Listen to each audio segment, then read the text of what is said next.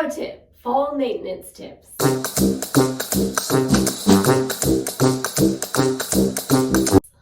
We know it's not fall yet, but as the mornings get cold, it's in the air and it's coming. So here are some fall maintenance tips that Ro and I do ourselves. Winterize your sprinkler system. Remember, if there's water in your pipes over the winter, they can freeze and burst. Right, and that's a really costly fix in the spring when you go to turn on your system again. Drain your hose bibs. Clean your gutters. Oh, that's it? Sorry. Okay, if you don't clean your gutters, you can have an issue. The water can flow over and then water can get into your house. There we go.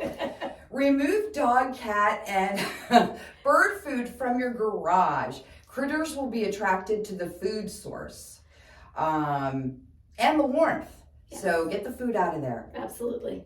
So on that note, check for rodent entrances under your sinks and in your garage.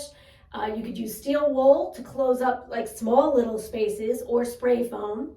Always check where your drywall meets your sill in your garage, your concrete sill there. When we first moved into our house, there was a broken piece and a mouse got in the house. Aww.